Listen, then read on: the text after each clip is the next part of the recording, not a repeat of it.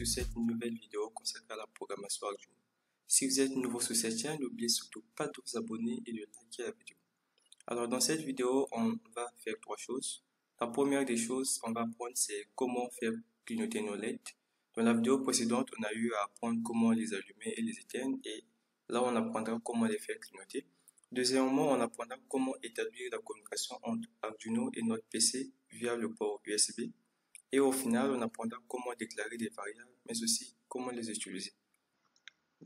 J'espère que vous n'avez pas oublié les notions de la vidéo précédente. Donc pour commencer, vu que j'ai 5 LED, je vais commencer par définir 5 LED comme sortie.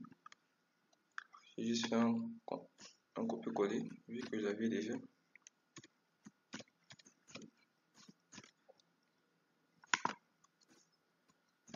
Je choisis les LED 2, 3, 4, 5, 6. 3,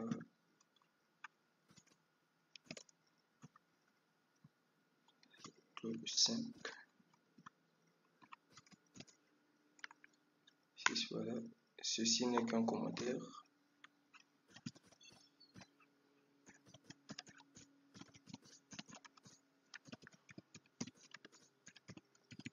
Alors ici, j'initialise des broches comme des sorties.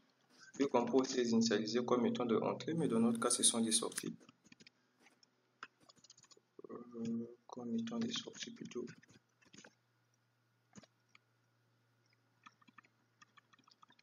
Alors, vu qu'on utilise des pins digitales, la fonction pour envoyer du courant avec des pins digitales, c'est digital write. Avec des pins analogues, on a aussi des fonctions comme analog write, analog read et bien d'autres. On aura le temps de les découvrir lorsqu'on va y arriver.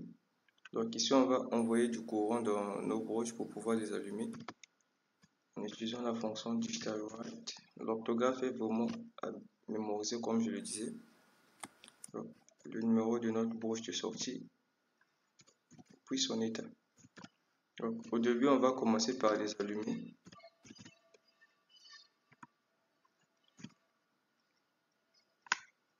Donc, on va allumer tous les 5 LED. Je fais un CTRL-C.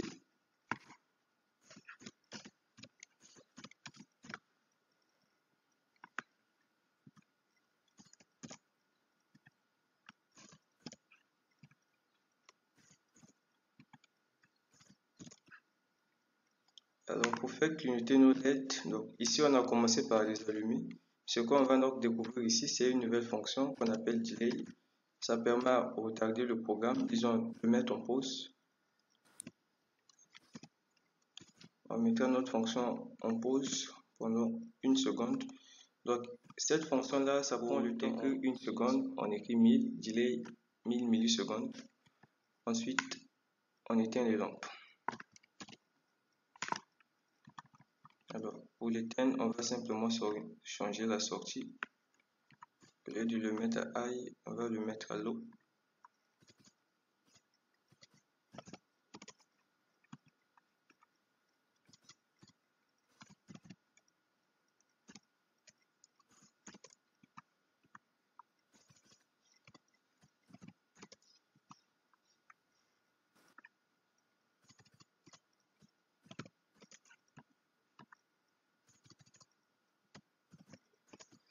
Alors, voilà un peu.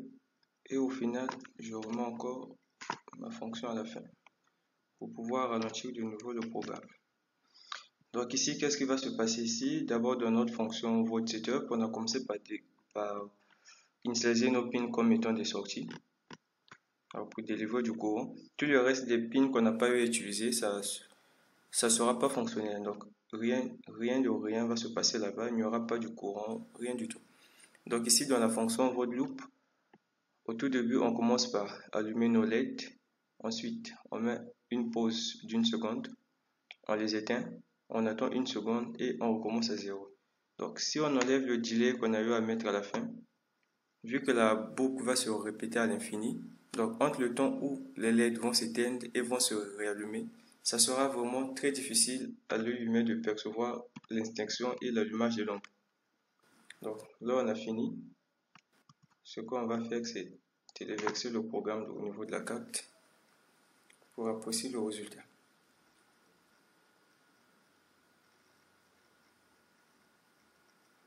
C'est toujours en train de charger.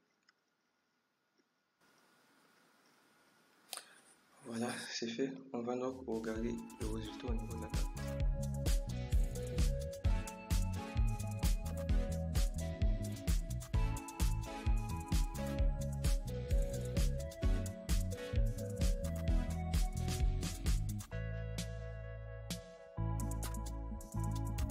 Voilà, on a vu le résultat. On va essayer de le modifier un tout petit peu, de telle sorte que ça puisse clignoter LED par LED. Qu'est-ce qu'on fera? Alors pour l'instant, supporter que le code soit un tout petit peu lent. Lorsqu'on apprendra à utiliser des boucles de parcours, le code sera beaucoup plus simplifié et lisible.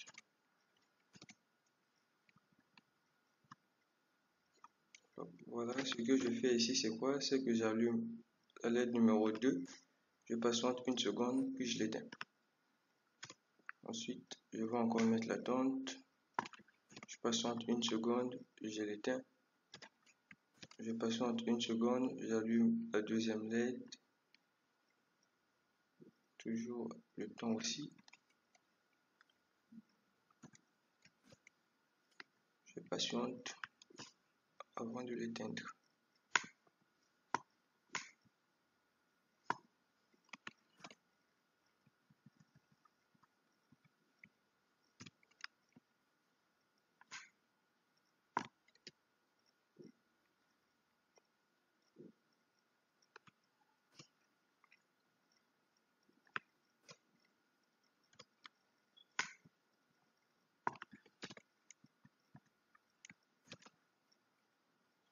Je vais faire la même chose de partout.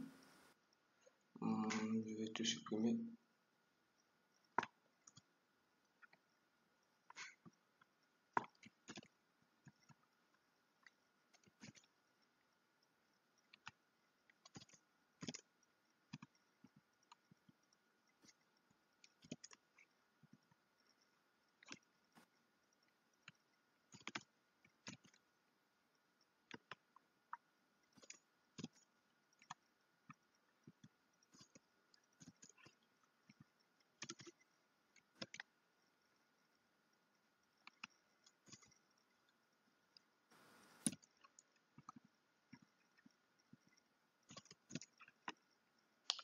Voilà, c'est tout. Donc ici, ce que je fais, c'est quoi? J'allume une LED, je patiente une seconde, je l'éteins, je patiente une seconde encore avant d'allumer une autre et ainsi de suite. Donc, on envoie de nouveau notre programme au niveau de la carte.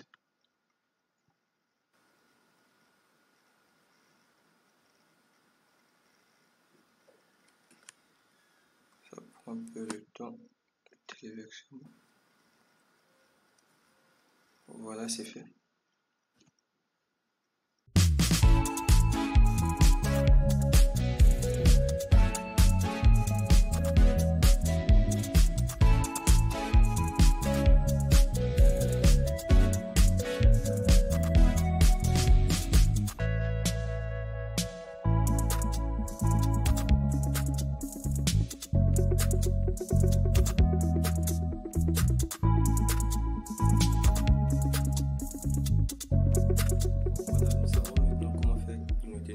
On peut changer le temps comme bon nous sommes, mettre 2 secondes, 3 secondes, cela n'engage que nous.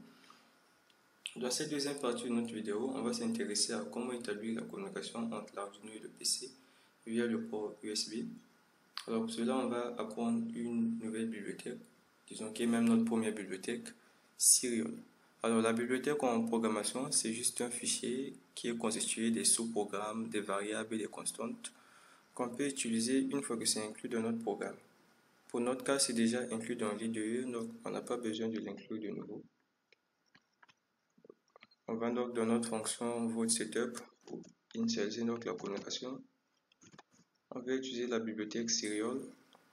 Donc dans la bibliothèque serial, on a une fonction qu'on appelle begin. Ça nous permet d'établir la communication. Et à l'intérieur, on doit mettre la quantité de données à émettre. Je pense que ça doit être par seconde. Donc, on va prendre 9600. On peut regarder ça ici. Non, c'est plutôt dans le moniteur.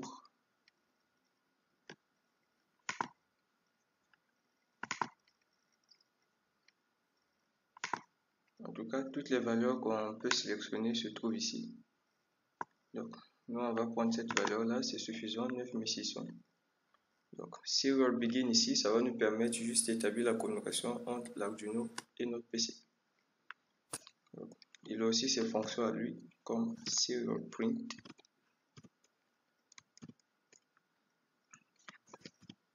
Il faudrait toujours mettre Serial devant, sinon ça va générer un message d'erreur. Voilà, Serial Print ln, ça va nous permettre d'écrire sur notre moniteur. Donc, je mets par exemple la communication établie.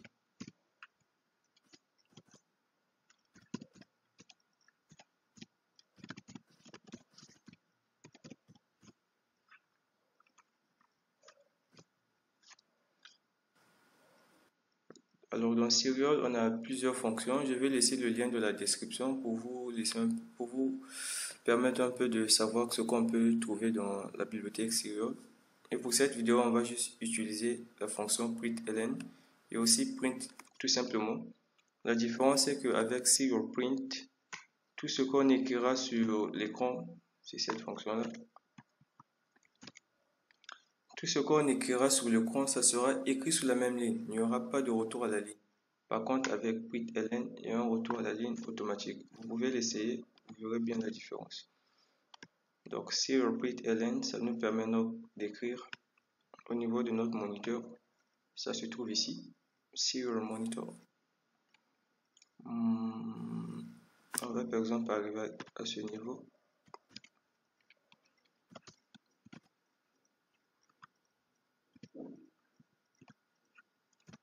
Donc, on va l'utiliser pour nous signaler juste si nos LED sont allumés ou pas. Donc là, on va écrire LED 1 en non.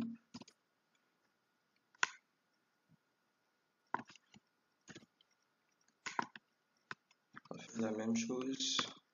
On va ici, LED 1 off. On fait pareil ici. Donc, on va répéter la même chose partout.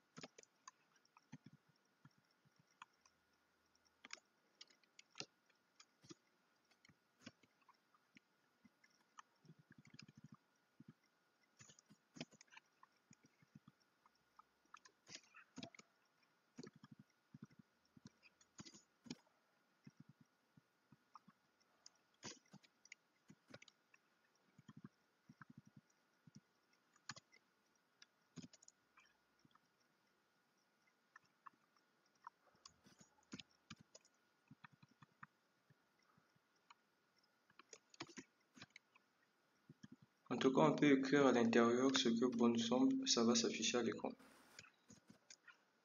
Donc, ce qu'il y a à savoir ici, c'est que la fonction SerialPrintln nous permet d'écrire au niveau de notre moniteur. Voilà, c'était la dernière LED. Ben non, c'est pas là que j'allais le mettre.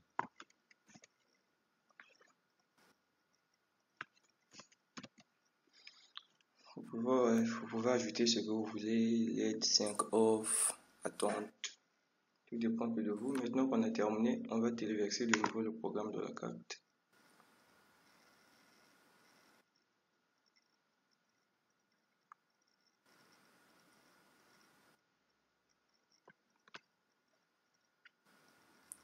C'est toujours en cours, ça va changer après. Alors, Donc, une fois que le programme est tilvexé au niveau de la carte, pour pouvoir voir ce qui se passe au niveau de notre carte, on va arriver ici au niveau de notre moniteur. On va l'activer. J'oubliais, lorsqu'on utilise le moniteur série, il ne faudrait surtout pas utiliser les broches 0 et 1. Parce que lorsqu'on établit la communication via le port USB, donc la communication serial, ce sont des broches numéro 0 et 1 qui sont utilisées pour la communication.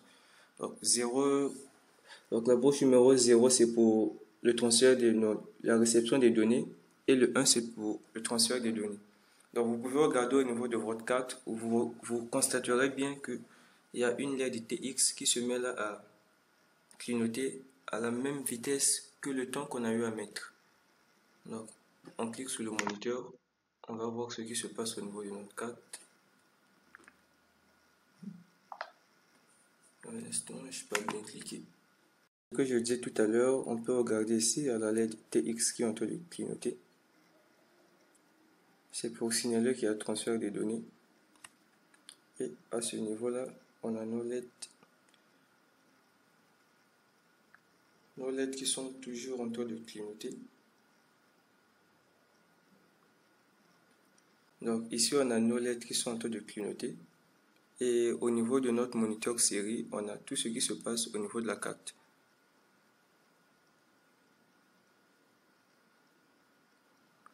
Alors, voilà, c'était un peu tout.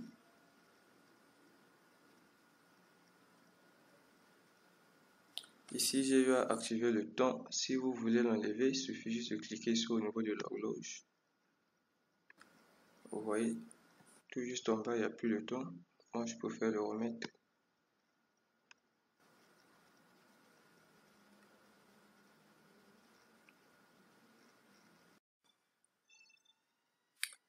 Alors voilà, je le referme. Donc c'était un peu ça, la deuxième partie de notre cours. Si on veut ajouter des espaces, on peut mettre un stylo point vide. Par exemple à ce niveau-là.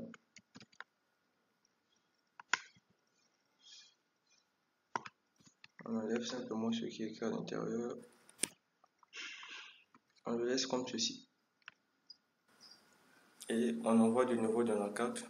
On verra qu'il y aura des espaces. Donc on doit le refaire partout pour qu'il puisse avoir des espaces de partout. Donc, voilà, c'était un peu tout. On va donc passer à la troisième partie de notre vidéo sur les variables. Pour cela, on va tout nettoyer.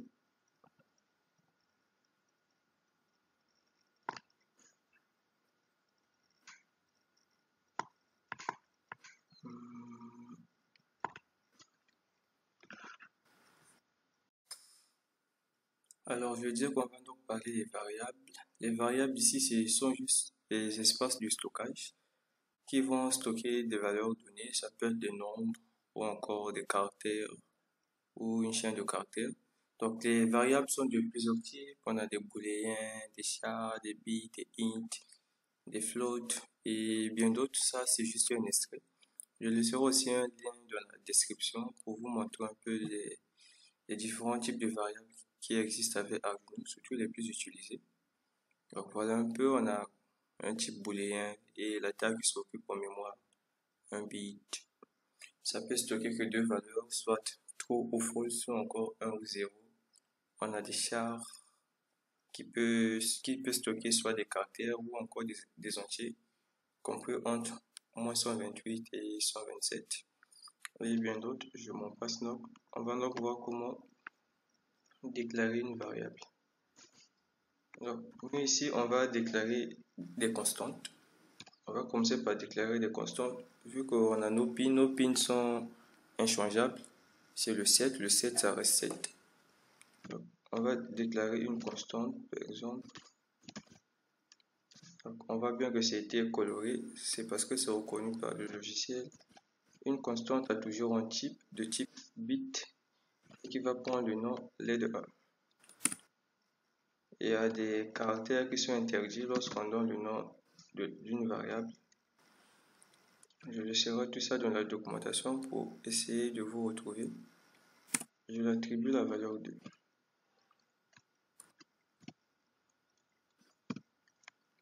Donc, ici, ce que j'ai eu à faire, c'est de déclarer une constante. Qu'est-ce que c'est? à nos types. Ici, ce que j'ai à faire, c'est de déclarer une constante de type bit que j'ai appelée led1 et j'ai associé ça à la valeur 2. Donc ici, lors de la compilation de notre programme, led1 sera simplement remplacé par 2.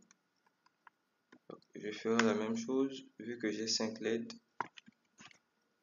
je vais faire la même chose. Donc, vu que c'est inchangé, comme je l'ai dit, ça ne varie pas, nos broches ne varient pas. Voilà pourquoi j'ai préféré prendre des constantes. Sinon, je peux simplement écrire bit led1 égale 2, ça fonctionnera tout aussi bien.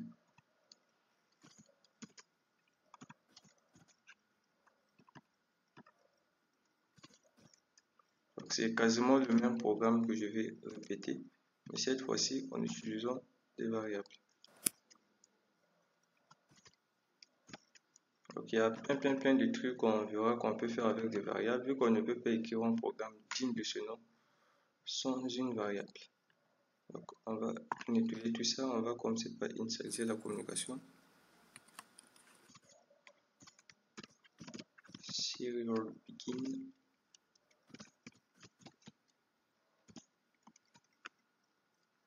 Toujours à 9600.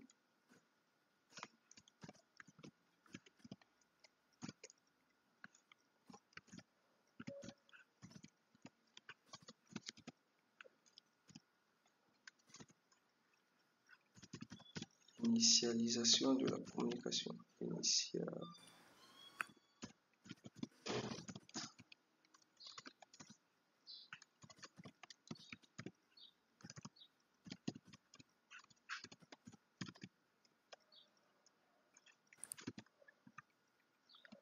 On va faire la même chose, on va définir nos pins comme étant des sorties avec la fonction pinMode.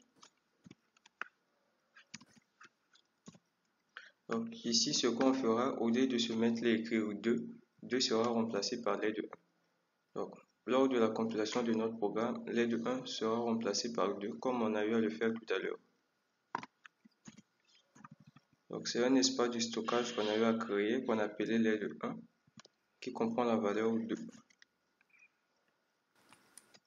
C'était le 1 output.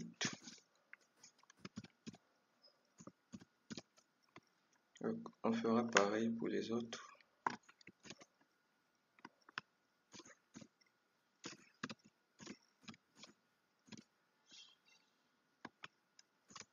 Les 2, 3, 4,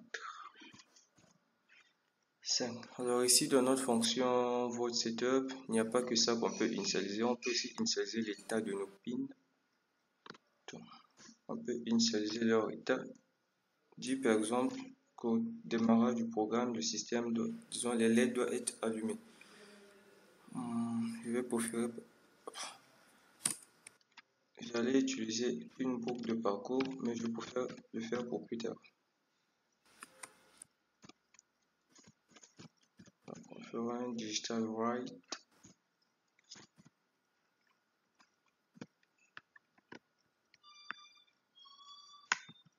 LED numéro 1.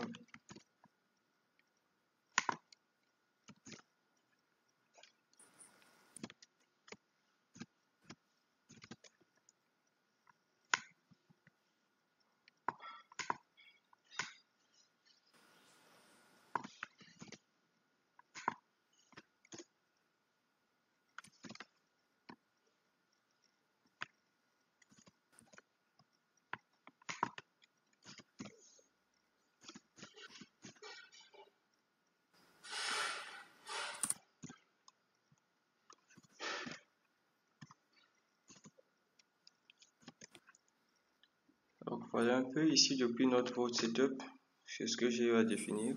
Donc d'abord, commencer par établir la communication. J'ai oublié de fermer à ce niveau.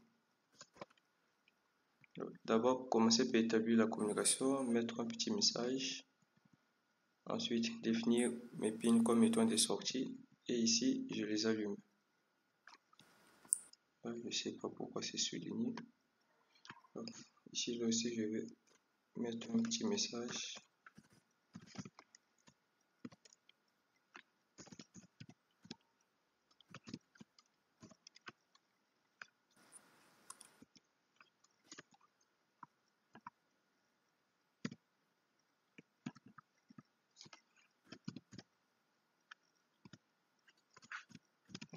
Ici, j'écrirai initialisation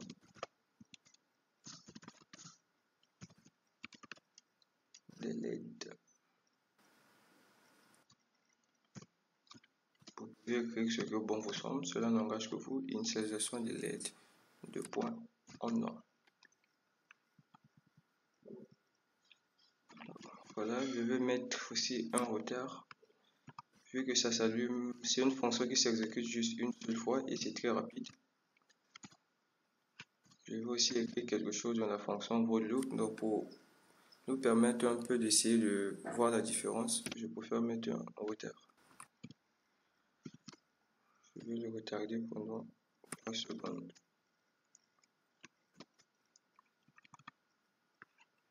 C'est suffisant.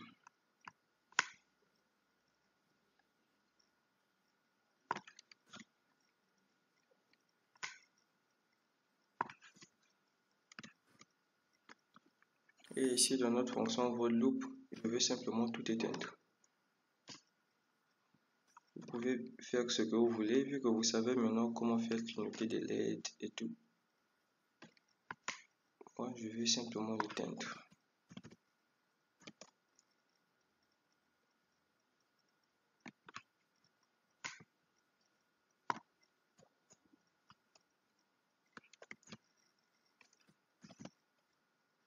Qu'est-ce que j'ai fait?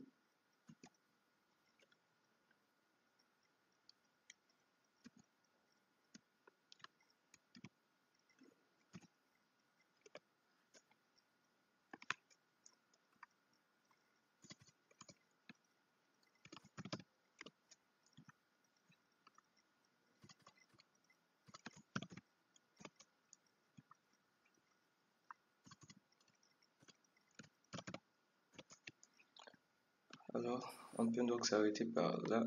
Je vais modifier ici LED on off.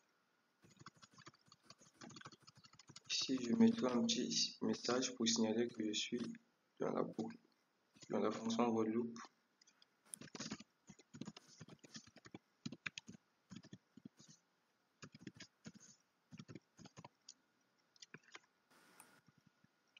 Et voilà, je viens donc téléverser de nouveau mon programme. Donc c'était un peu ça l'objectif de la vidéo, savoir comment créer, comment déclarer une variable plutôt. On a eu à déclarer une variable et comment l'utiliser. Donc pour cette vidéo, on a juste utilisé les variables de type bit. Et dans les prochaines vidéos, on verra bien comment utiliser d'autres variables. Donc c'était un peu ça l'objectif de la vidéo. J'espère que ça vous a été utile et vous avez appris de nouveaux trucs. Donc, on va apprécier du truc.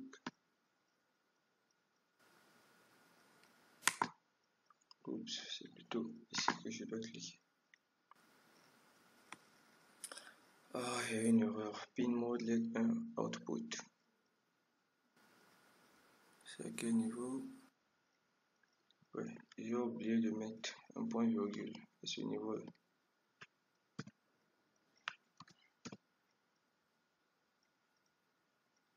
Là, c'est bon.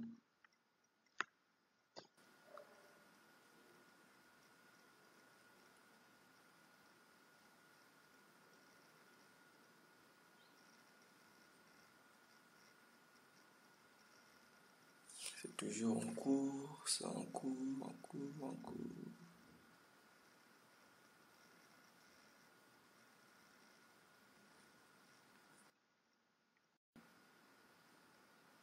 Je suis dans la fonction loop.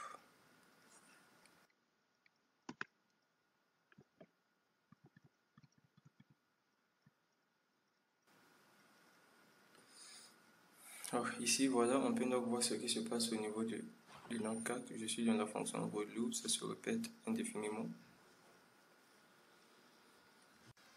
Bon, voilà, c'était un peu ça l'objectif de la vidéo.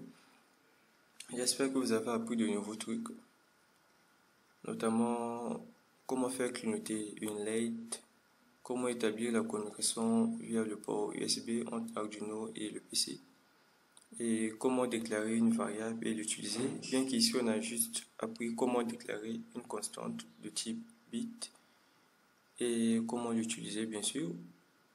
Et dans les prochaines vidéos, on aura vraiment à élargir leur utilisation avec l'apprentissage des boucles et des conditions. Donc, on se donne rendez-vous dans la prochaine vidéo.